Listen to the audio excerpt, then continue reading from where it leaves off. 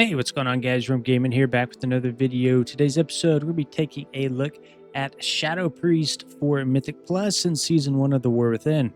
So starting out with some of the pros of Shadow Priest, I don't want to say it's one of the main reasons you'd bring Shadow Priest, but kind of a perk of playing Shadow Priest is they have pretty decent off healing. They have spells like Halo, they have spells like Vampiric Embrace that allow you to heal both yourself and the party. This is really nice, especially in Mythic Plus, because they're always, in every single Mythic Plus dungeon, there's always those 2 or 3 really sketchy Mythic Plus packs, and something like Vampiric Embrace can really help your group kind of power through some of those packs, which is really nice to have. Another good pro of bringing Shadow Priest is Shadow Priest just does a lot of damage, and that's not necessarily just through the damage that they do, it's because they also bring Power Infusion. If you're not sure what Power Infusion is, this is one of the iconic priest spells that will give both yourself and one target in your party a large haste buff. And to be honest, it's one of the main reasons that people bring priest in general, whether that's discipline priest, whether that's holy, whether that's shadow, it doesn't really matter. They're bringing the priest normally for Power Infusion and their mass dispel. Now that's also a small con as well, because what they bring in damage, they kind of lack a little bit in utility. They don't have a very good interrupt, they don't have a lust, they don't have a battle res. There's just certain boxes that you have to tick that make sure that your group composition fills if you are bringing a Shadow Priest, because there are a lot of things that Shadow Priest can't do. So of course Shadow Priest can be brought in any key range of content, but you just have to make sure you're running the right classes with them. So then, like we just talked about, another pros, their Power Infusion and their Mind Soothe.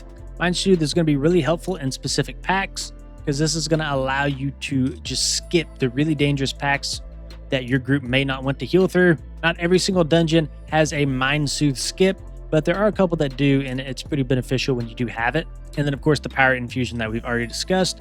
Moving on to the cons, they do have pretty low damage in low to mid keys. A lot of reason behind that is because you have a lot of damage that's funneled into your Shadow Crash, and they're in sort of a similar boat like Affliction Warlock. When that 20 to 30 second cooldown is still on cooldown for the next pack, you're not able to get that big ability off, and you kind of find yourself in a weird situation to where you're only able to use that Shadow Crash or that big AOE spell in every other pack, and they're really designed to use that spell in every single pull, and you don't really get there until you get into some of those higher keys. So you do have a bunch of damage that's funneled into that Shadow Crash, and without it, you're not going to be doing quite as much. They also have pretty poor mobility. Of course, you do have your Angelic Feather, which you can kind of use to get around, but outside of that, you don't have too much.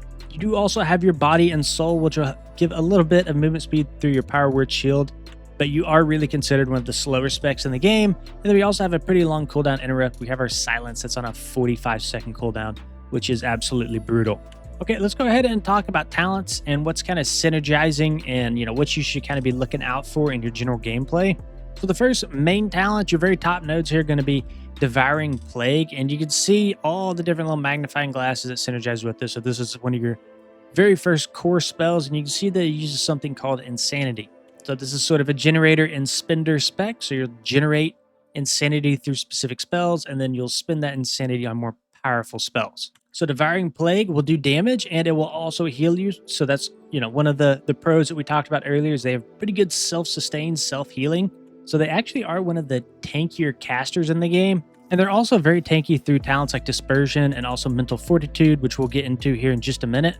But let's quickly just talk a little bit more about Devouring Plague, right? So it costs Insanity. It's a dot you put on the target, does a whole bunch of damage, and it heals you. So Devouring Plague is going to be pretty strong with a couple nodes here. The first one's going to be Surge of Insanity. So every 2 casts of Devouring Plague is going to transform your next Mind Flay or Mind Spike into a more powerful spell. And these beefed up spells will actually generate Insanity for us. You can see in the white, generates 12 Insanity over the duration, and then Mind Spike Insanity is more of a cast. And at the end of the cast, you get 12 Insanity.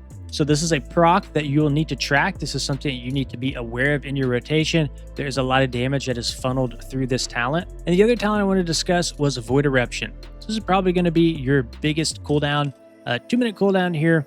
And we can see at the very, very bottom here, casting Devouring Plague increases the duration of Void form by 2.5 seconds. So when you go into this Void form, essentially you're getting 2 spells. You're getting the Void Bolt, which will essentially just replace Void Eruption altogether. And these Void Bolts will be generating Insanity for us. And then this can also really amp your AoE damage as well due to a talent called Screams of the Void. So Devouring Plague causes your Shadow Word Pain and Vampiric Touch to deal damage 40% faster on all targets for 3 seconds. So you kind of find yourself in a situation where you're going in between Void Eruption and casting these Devouring Plagues, and you're beefing up all your dots, and you're generating a bunch of insanity through those Void Bolts, which leads to more Devouring Plagues, which just kind of leads to a chain reaction of a ton of sustained damage. So we'll dive a little bit deeper into that when we get into the rotation, but just for now, know that's kind of how Devouring Plague is working, is it's like a huge damage amp to a lot of your other dots. Now, another thing that we haven't talked about yet through Devouring Plague is it will also send out these shadowy apparitions. So that's going to be this talent here. Mind Blast, Devouring Plague, and Void Bolt conjure these shadowy apparitions that float to your targets, and it's only going to float to the targets that have Vampiric Touch applied to them. So again, all these Devouring Plagues that you're sending out is sending out shadowy apparitions, and it's also beefing up your dots through Screams of the Void. Now, we talked a little bit earlier about Shadow Priest being pretty tanky. The reason for that is going to be Dispersion. It's on a 2-minute cooldown. It's going to reduce all the damage you take by 75% for 6 seconds, and it's going to heal you for 25% of your max life. You can also use this for movement if you really need to, but typically like to save this for a high damage phase. So try to rely on a feather or something if you need to move out of a sorely. Then we also have Mental Fortitude. So healing from Vampiric Touch and Devouring Plague when you're at max health will shield you for the same amount. Cannot exceed 10% of your max health. So this is also very similar to the Soul Leech that Warlocks get. So between this and between the stamina buff that Shadow Priest gives, you actually have a pretty decent health pool. Now let's go ahead and talk about a talent, Misery. This is going to kind of help us set things up. So Vampiric Touch also applies Shadow Word Pain to the target. Shadow Word Pain lasts an additional 5 seconds. So the main dots that you're going to be putting up is Vampiric Touch and Shadow Word Pain. Now, one of the things that's kind of difficult is how do you apply these dots when there's 5, 6, 7 mobs? You know, you're going to have to go through and press this button on every single mob, right? Well, sort of, but we actually have a spell called Shadow Crash, which will handle this for us. So that's going to be down here. We'll come back to Misery in just a minute. Shadow Crash is on a 20-second cooldown. This is going to shoot a bolt out in a area of effect. It's going to generate some insanity. And the main benefit of this is not the damage that it does. It's actually this node here, Whispering Shadows. This is going to apply Vampiric Touch to up to 8 targets. So that means 8 targets within this Shadow Crash AoE, they're all going to get Vampiric Touch applied to them for free, so we don't have to go and cast 8 of them. And the benefit of Misery is all those targets that got Vampiric Touch applied to them will also get Shadow Word Pain applied to them. So this one button handles 2 dots on 8 targets. You're getting 16 dots in the press of one button. That's why there's so much damage funneled behind this one spell, and if you don't have it up for every pack, that's kind of why we said earlier your damage will lack a little, especially in lower keys. Now, another good way to do AoE damage is through a talent here called Psychic Link.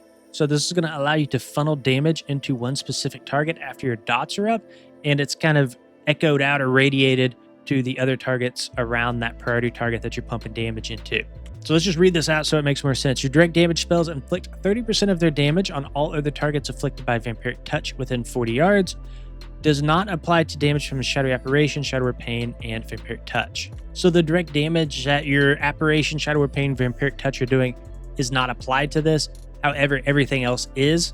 So if you get a big Devouring Plague, a big Mind Blast, a big Void Bolt, those all do funnel into this, and they'll all do a whole bunch of AoE damage. So a lot of Shadow Priests is get up your dots, funnel in a priority target. So they actually do have really good funnel damage.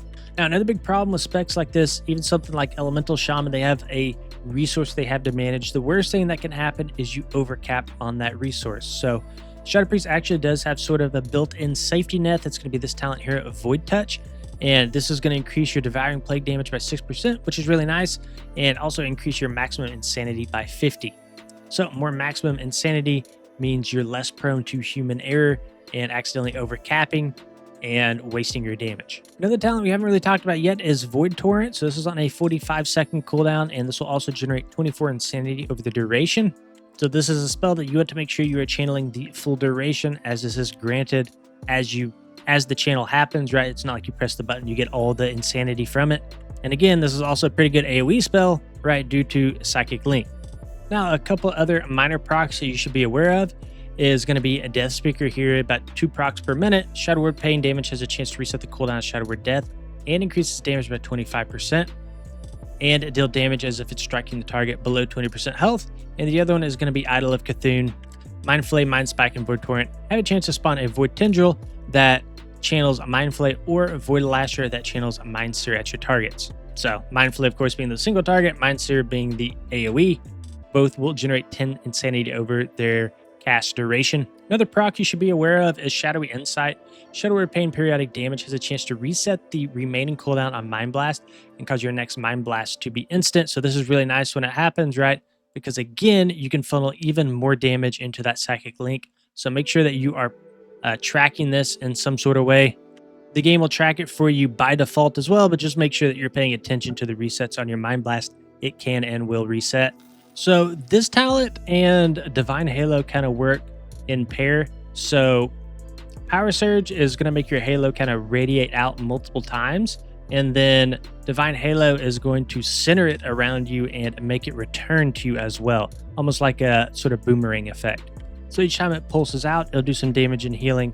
It'll come back to you, do some damage and healing, and continue to do that. Now, one talent that makes this even stronger is going to be Resonant Energy. Enemies damaged by your Halo take 2% increased damage from you for 8 seconds, stacking up to 5 times. And one of the main talents that we're chasing here is going to be Concentrated Infusion.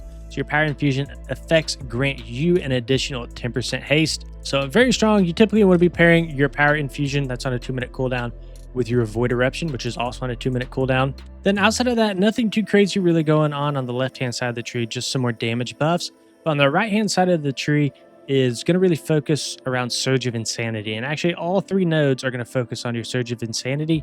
And again, that's this node here, and that's going to give you that beefed up Mind Flay or Mind Spike. So creating our Halo will get us a charge of Surge of Insanity. This talent here is just going to be a flat damage amp to our Surge of Insanity. And then from now on, whenever we consume that Surge of Insanity, we're going to get a Shadowy Apparition again, which is this talent here. So let's talk about single target damage really quick. So for our specific talents that we're taking, this is going to be your single target priority. So again, like we said earlier, Shadow Crash is going to be the core to your opener. You're going to make sure that you're getting a good Shadow Crash out. And you don't really want to use this towards the end of a pack. It does some pretty good damage just by itself, but for the most part, you're using this to just start your rotation. So if the pack has like 50% health and the next pack is a really big pull, just go ahead and hold on to it and manually refresh your Vampiric Touches. Up next, you want to cast your Shadow Fiend. So this is going to really funnel a whole bunch of Insanity. So by itself, it doesn't do a whole bunch of damage, but Insanity does a lot of damage. So this is a pretty strong cooldown. Make sure you're pressing it when it's up. Up next, we have our Halo that we'll be pressing, and steps 3 through 6 is really sort of like your burst window. So we talked about earlier, you want to pair your Void Eruption with your Power Infusion. They're both on 2-minute cooldowns, and your Void Eruption will actually reset the cooldown on your Mind Blast. So you want to make sure that you're Mind Blasting before you're coming in here. And again, this isn't a rotation, this is a priority, but you're going to make sure that your Mind Blast is typically on cooldown before you're going in here and pressing Void Eruption. That way you're getting that free reset. And from there, again, you're just going to be using these kind of all together. This is kind of your wombo combo, and all this into a big Void Bolt and a big Devouring Plague will do a whole bunch of damage to that Psychic Link talent that we talked about earlier. Now, when it comes to Devouring Plague, you really want to be pressing it when your Mind Devour is active. You remember from earlier, Mind Devour is going to make your Devouring Plague do 20% more damage. So there's really no reason for us to be pressing Devouring Plague unless this is up, or if you're about to cap on Insanity. So Devouring Plague isn't something that you're just like spamming. You're really kind of using it around procs, and you're wanting to use it strategically.